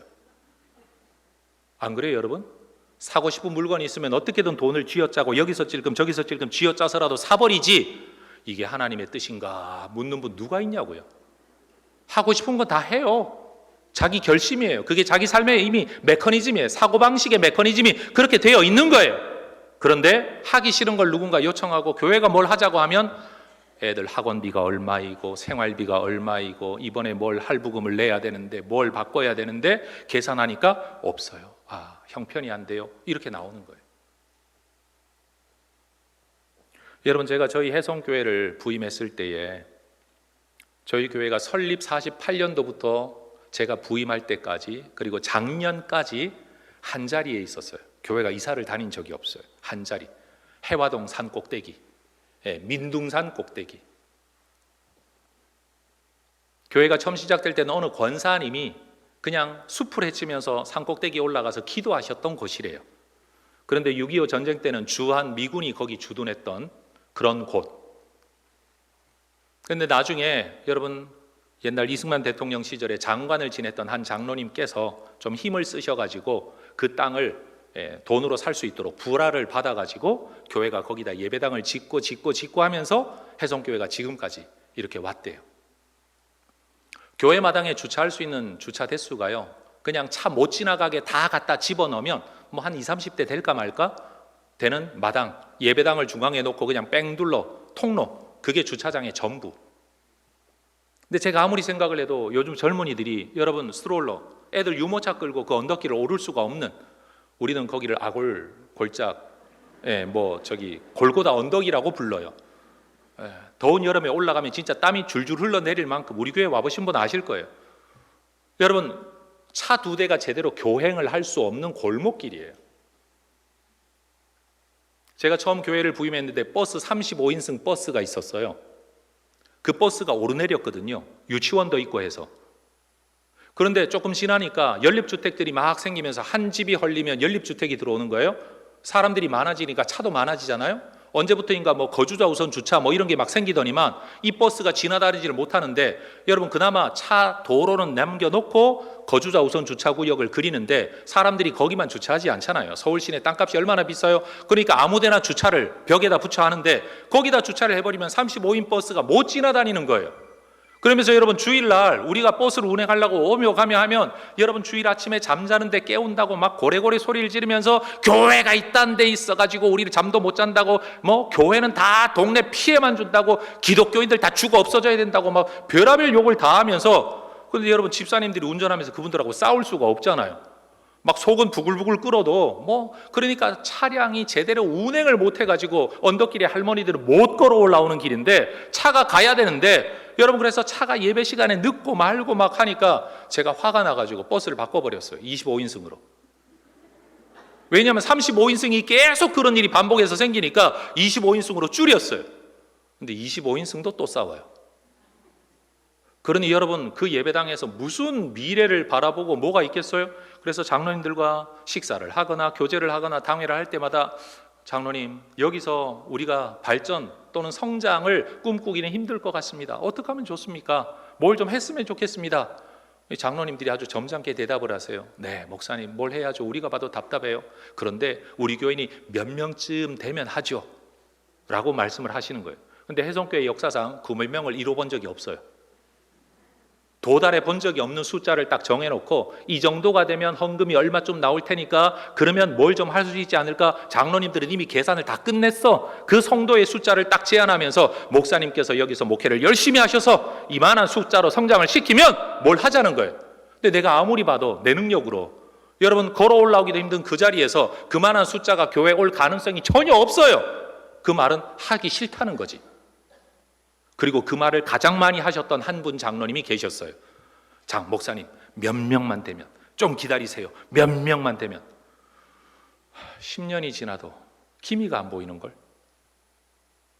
그런데 여러분, 우리 교회가 주차장이 없으니까 그 옆에 있는 경신중고등학교라고 언더우드 선교사가 세운 학교의 운동장을 주차장으로 쓰게 되었어요. 우리 원로 목사님 때부터. 그나마 그 주차장이 있어서 그 산 꼭대기에 성도들이 오는 거예요. 주차장에 차를 파킹하고 걸어오면 뭐 한 2분이면 이렇게 걸어올 수 있으니까. 학교도 산 꼭대기, 우리 교회도 산 꼭대기. 그러니까 차로 꼭대기로 올라와서 여기서 걸어오면 좀 쉬워요. 그런데 여러분, 2015년에 학교에서 갑자기 통지문을 하나 보내는 거예요. 우리가 차범근도 나오고 박항서도 나오고 유상철도 나온 축구부가 있는 명문 학교인데 우리가 인조잔디 축구장이 없어서 맨 땅에서 아이들이 훈련을 하는데 훈련도 안 되고 다치고, 훈련하려면 날마다 버스를 타고 멀리 나가니까 여기 이제 인조잔디 구장을 깔기 위해서 동문들도 요구하고 있고 뭐 그런다. 그러니 이제 주차를 못 하시게 된다. 길 찾아라 알아서. 여러분, 그때만 해도 거기에 차를 대는 대수가 150대가 넘는 차들이 학교 운동장에다 주차를 하고 있었는데 어느 날 갑자기 주차 못하니까 길 찾으라는 거예요. 난리가 났죠. 여러분, 주변의 집들을 부동산 조사를 다 했어요. 어느 집을 살만하냐, 어느 집을 사면 얼마가 되는데 거기 차를 몇 대 댈 수 있냐. 여러분, 주변에 부동산 조사하고 어디 주차장 없나. 여러분, 종로구 한복판에 땅이 뭔 땅이 있어요. 금싸래기 땅인데 여러분, 길이 보이지 않는 거예요. 그래서 학교를 이사장님과 만나 어느 날 대화하는 중에 여러분, 학교가 설립 이후로 지금까지 강당이 없었어요. 기독교 학교인데 예배를 드리면 여러분 각 교실에 앉아가지고 TV 하나 켜놓고 목사님 설교하는 걸 TV로 보고 예배를 드리는 기독교 학교인데 그런 거예요. 그래서 자기들은 강당 없는 게 이게 수건사업, 강당이 수건사업인데 그러면 혜성교회가 주차장을 짓고 강당을 지어주면 자기들이 땅을 제공할 의향이 있다. 이사장님이 그러는 거예요. 됐다. 길은 이거밖에 없다. 생각을 하고 여러분 이제 학교에 와가지고 이야기를 시작했어요. 여러분, 성도가 몇 명이 되면 뭘 하자 했던 분들도 이제 발등에 불이 딱 떨어지니까 이제는 길을 찾지 않으면 진짜 우리 혜성교회는 산 꼭대기에서 말 그대로 말라 죽는 교회, 성도들 떠나가는 것만 쳐다봐야 될 이런 교회로 지금 살아가게 된, 발등에 불이 떨어지자 장로님들께서 마음을 고쳐먹는 거예요. 하나님이 은혜를 주시면 어떻게 하겠습니다가 아니라 이제는 할 수밖에 없다는 절박함이 생기니까요, 장로님들이 결심을 하시더라고요. 이전까지만 해도요, 기적이 일어나고 은혜가 임하면 결심하겠습니다 했던 분들이 이제는 결심을 하지 않으면 길이 안 보이는 절박한 때가 되니까 결심을 먼저 하시고 기도하기 시작하더라고요. 여러분, 그렇게 시작된 이 일이 말 나온 지 6년, 구체적으로 시작된 지 5년 만에 언더우드 기념관이라는 건축물이 세워지게 되었어요. 그리고 작년 성탄절에 첫 입당 예배를 드리게 되었어요. 공식적인 것도 아니고 임시 사용으로 비공식으로 4월에 준공이 나왔거든요. 그런데 여러분, 이 모든 과정에서 전 하나님 앞에 이렇게 기도를 했어요. 하나님, 제가 하나님 앞에 이런 기도는 안 하고 싶은데, 목사에게 이렇게 기도합니다. 하나님, 이런 기도는 안 하고 싶은데 만약 하나님 이 일을 해결해 주지 않으시면 제가 혜성교회 목회를 계속 할지 말지 모르겠습니다. 안 한다고 말은 못하고 하나님 화내실까 봐. 그렇잖아요. 하나님이 불러놓았는데 내가 어디를 함부로 가요. 뭐 있으라 그러면 있어야 되는 걸 저도 알아요. 그런데 내 마음이 힘들다는 거지. 하나님, 여기에서 사람들, 젊은 사람들은 더더욱이나 요즘 애 있는 집 중에 차 없는 사람이 누가 있냐고요. 그렇잖아요. 차 있는 그 안에도 카시트부터 해서 보따리 이만큼 짊어지고 애 하나 키우러 다니는 젊은 사람들이 주차장도 없는 곳에 애 데리고 오겠냐는 거예요. 하나님, 난 여기서 기울어 가는 교회, 저물어 가는 교회, 뒤지다꺼리 하는 목회 안 하고 싶습니다. 그런데 혜성교회가 싫다는 게 아닙니다. 하나님, 내게도 일할 수 있는 기회를 주십시오. 피해 나갈 길을 주십시오 라고 기도를 계속했어요. 왜냐하면 저희 교회의 예산이요, 건축비의 13분의 1도 안 되었거든요. 이해가 되세요, 여러분? 죄송합니다. 1년 예산에 13배가 되는 돈을 건축비로 우리가 드렸다고요. 이거는 불가능한 일이에요. 건축이 불가능했어요. 그리고 제가 그 마음을 우리 장로님과 나눴어요. 어떤 장로님? 목사님이 열심히 하셔서 이만큼만 되면 뭘 하십시다 했던 이 장로님한테 제가 나눴어요. 장로님, 제가 요즘 이런 기도하고 있습니다. 내 마음이 이렇습니다. 만약 이 일이 진행되지 않는다면 저는 개척교회를 하거나 작은 교회, 시골 교회를 가더라도 뭔가 할 일이 있고 일구어가는 재미가 있고 하나님을 위해 뭘 자꾸 하고 싶은 인생을 살고 싶지, 가만히 앉아서 아무것도 못하면서 손발 다 묶어놓고 기울어가는 인생으로 내 남은 시간을 보내고 싶지 않습니다. 그랬더니 장로님이 이 말씀을 알아들으셨어요. 아, 이 일이 안 되면 정명호 목사님이 떠나겠구나. 그런데 이 말이 그분 마음에 감동이 되셨나 봐요. 늘 저에게 몇 명이 되면 뭘 좀 하죠 했던 이 장로님이요, 사업하시는 분이시거든요. 남동공단에서 사업하셨었어요. 근데 이분이 내 사업을 다 처분해가지고, 싸그리 처분해가지고 내가 노년에 먹고 살 거 조금만 챙기고 나머지는 건축헌금을 다 하겠다고 작정을 해버린 거예요. 청계천에서 쬐끄만한 구멍가게에 공구 가게 하시던 분이 지금 이만한 사업을 이뤘는데 이분의 마음속에 결심이 들어선 거예요. 하나님의 응답, 계시, 환상, 꿈, 역사 아무것도 없어요. 그냥 이 상황 속에서 목사의 마음에 공감하면서 이분이 이거 지금 우리가 뭘 하지 않으면 해성교회가 진짜 뭐가 안 되겠구나. 이 장로님 어떤 장로님인가 하면 우리 교회를 처음 시작한 분의 사위예요. 이 교회에 대한 마음의 사랑과 열망이 있으셨던 거죠. 그런데 언제나 뒤로 미뤘던 분이 결심을 하시는 거예요. 그래서 여러분, 시작할 수 없는 일이 시작될 수 있었던 것은 그분의 헌금 작정 때문이고요. 그런데 그 작정액, 그분은 사업을 처분하겠다고 했는데, 여러분, 저는 하나님 앞에 이렇게 기도했어요. 하나님, 한 분의 성도가 자기 인생의 모든 것들을 하나님 앞에 다 바친답니다. 그런데 하나님, 나는 그런 헌금 받아 일하고 싶지 않습니다. 하나님은 그것을 이미 다윗의 성전으로 받으시되, 하나님, 나는 이렇게 기도합니다. 사업을 처분하지 않게 하시면서도 헌금할 수 있는 길을 열어주십시오. 이게 목사의 마음이에요. 돈 생겼으니까 냉큼 받겠다 이게 아니라, 하나님, 이 마음을 품을 때 하나님이 다윗에게 복을 주셨던 것처럼 이런 마음을 품는 분에게 새 길을 열어주십시오. 그런데 여러분, 놀라운 일이 일어나고 있어요. 이분이 자동차 부품업을 하는 장로님이신데요, 평생에 한 번도 해보지 않았던 배터리 사업, 모타 사업으로 사업 업종이 전환되고 있어요. 그런데 이분은 아직도 작정한 액수를 다 헌금을 못했습니다. 왜? 사업을 처분을 안 했으니까. 다 처분해야 작정한 액을 드릴 수 있는데 처분이 안 되는 거예요. 왜 안 될까요? 제가 기도를 그렇게 했잖아요. 사업 처분하면 안 된다고. 하나님, 처분하지 않고서도 헌금할 길을 달라고. 그러니까 사업이 내놓았는데 처분이 안 되는 거예요. 그러니까 이분이 이 모양 저 모양으로 돈을 긁어다가 헌금을 하고 헌금을 하는데 아직도 작정한 액을 다 못 채웠어요. 그러자 이분이 또 어떻게 하셨는지 아세요? 나머지를 못 했잖아요. 그럼 교회가 책임져야 되잖아요. 내가 작정한 액수만큼은 대출을 받아서, 교회가 대신 대출을 받아서 진행을 하면 그 대출액만큼은 제가 이자를 대겠습니다. 그분은 작정한 액수를 헌금 다 하겠다는 마음 플러스 지금 여러분, 한 달에 몇 천만 원의 돈을 이자로 또 내고 있어요. 제가 하나님 앞에 기도했던 제목이 있거든요. 다른 교회 가서 설교할 때마다 날마다 책에서 본 이 예화, 록펠라가 어쩌고 저쩌고, 여러분 11조의 왕 누가 어쩌고 저쩌고 책에서 본 간증만 하는 때, 하나님, 내가 왜 남의 나라 이야기, 내가 얼굴도 모르는 사람 이야기, 진짜인지 가짜인지도 모르는 이야기를 하나님 말씀 전할 때 해야 됩니까? 내 성도들의 이야기로 간증하게 하시고 내 성도들의 이야기가 설교의 증인이 될 수 있도록 하나님 은혜를 달라고 기도를 많이 했었거든요. 그리고 사실 이 간증은 제 평생에 처음 하는 이야기입니다.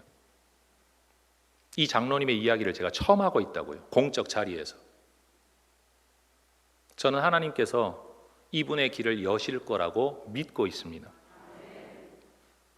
그리고 언젠간 그분이 간증자의 자리에 서서 내가 하나님 앞에 이런 결심을 가지고 섬겼더니 하나님이 이런 기적과 은혜를 주셨다라고 말할 수 있을 때가 오기를 기도하고 있습니다. 그런데 지금은 아직도 진행형입니다. 어떻게 될는지 모릅니다. 그런데 저는 이미 그분의 마음이 너무 귀해요.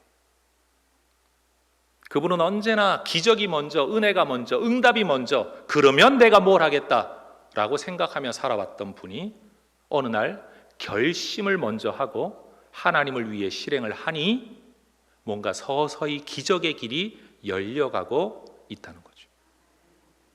여러분, 저도 하나님 앞에 이 언더우드 기념관이라는 것을 여러분 사실 기도는 했지만 여러분 한 해 예산의 13배가 되는 건축, 사실은 그런 건축은 하면 안 됩니다.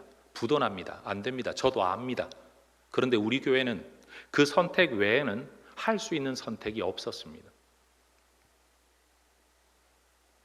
진짜 피치 못해 마지 못해 어쩔 수 없이 한 결단입니다. 그러니 여러분 기도를 할 수밖에 없잖아요. 아니 기적을 보아서 기도를 하는 게 아니라 결심하고 결단하고 길이 없기 때문에 그냥 홍해바다 앞에서 주님 앞에 부르짖을 수밖에 없는 거예요. 손을 들고 기도할 수밖에 없는 거예요. 그런데 부도나지 않고 건축을 마무리 지었다는 거 아닙니까?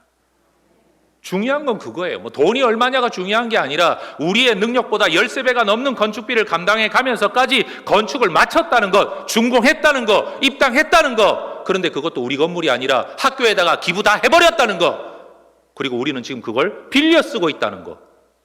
심지어 유지비도 우리가 다 대면서 권사님들이 난리가 났어요. 목사님, 왜 우리 돈으로 남의 집 지어줍니까? 그렇잖아요. 왜 우리 돈으로 남의 집 짓습니까? 우리 집 지어야지. 쫓겨나면 어떻게 할 겁니까? 그런데 저는 마음속으로 대답을 못했어요. 왜? 쫓겨나면 답이 없거든요. 그래서 제가 이렇게 이야기를 했어요. 쫓겨나면 하나님이 다 아실 테니 하나님이 알아서 하시겠죠.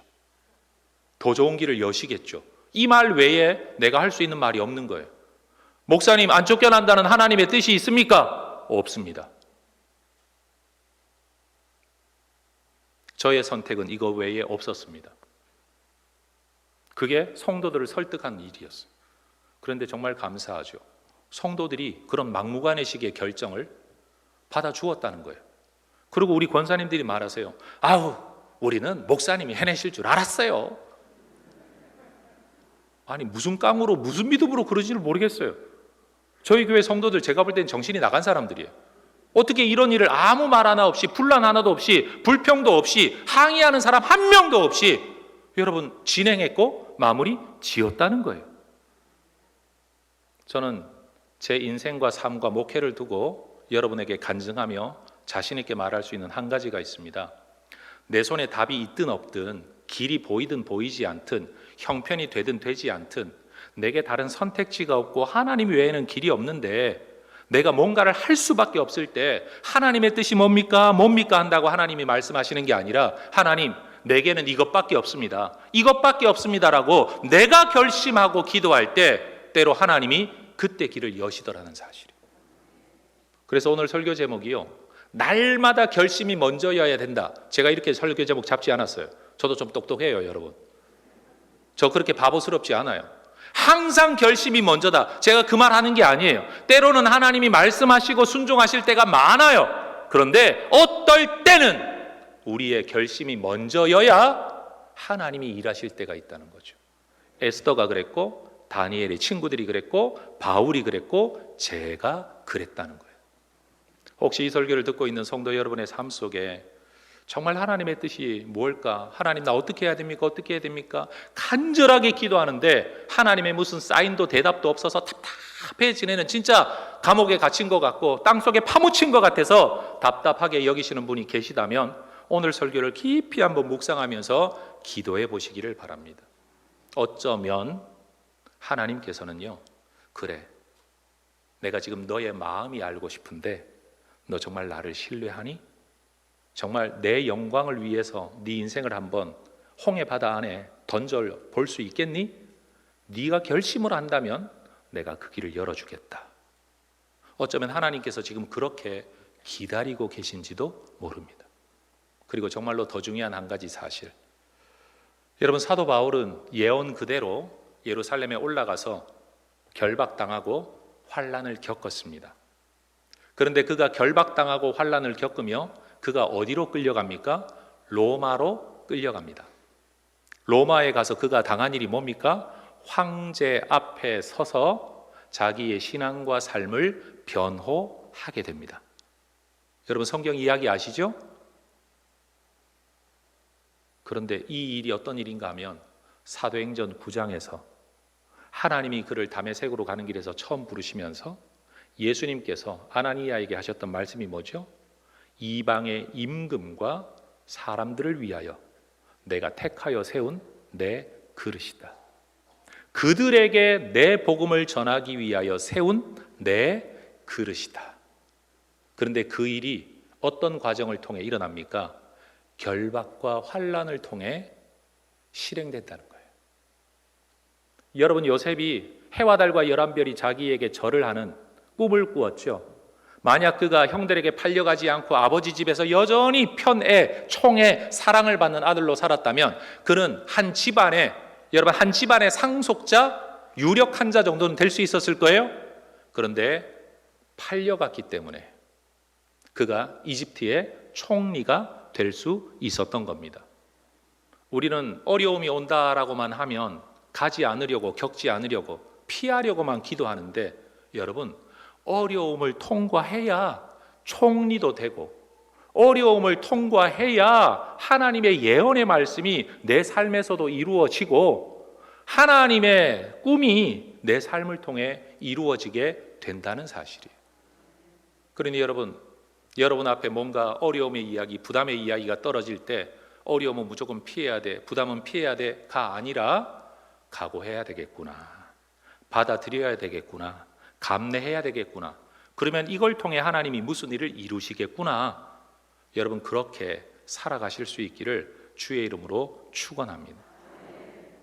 여러분, 하나님께서 저의 인생을 인도해 오신 과정의 이야기를 이번 집회를 통해 제가 참 많이 했습니다. 그런데 저는 지금도 그 마음을 가지고 살지만 편한 길을 추구하거나 안정된 길을 추구하거나 하지 않습니다.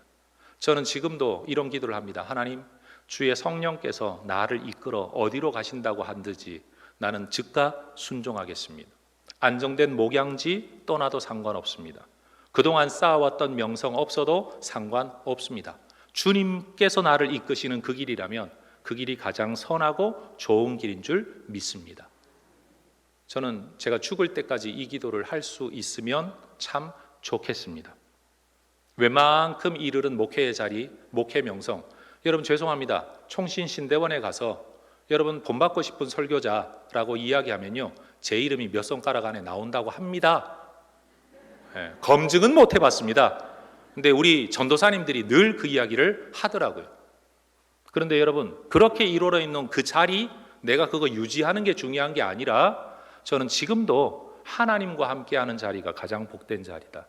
하나님 없는 안정된 자리는 죽음의 자리고 다윗이 옥상에서 남의 마누라 겁탈하는 자리, 그런 자리밖에 되지 않는다. 그게 제 믿음입니다. 인천 제2교회도 여러분 편안한 자리, 안정된 자리, 감당할 만한 일만 추구하는 교회가 되지 마시고 부담되는 일이라도 끌어안고 주님이 이 일을 통해 뭘 이루실까? 우리의 마음을 어떻게 보여드릴까? 여러분 그렇게 순종하는 주의 백성들 되시기를 축복합니다. 제 방에 하나의 문장이 붙어 있고 교역자실에 늘 붙여놓는 문장인데 교역자실들이 이 문장 읽기를 참 싫어합니다. 어떤 문장인지 여러분 한번 따라해 보시겠습니까? 제 방에 붙여놓은 문장이라 그랬어요. 여러분들도 관심이 있으면 잘 외워서 한번 붙여놔 보세요. 따라하십시다. 방법이 없는 것이 아니라 생각이 없는 것이다. 답이 없는 것이 아니라 치열함이 없는 것이다.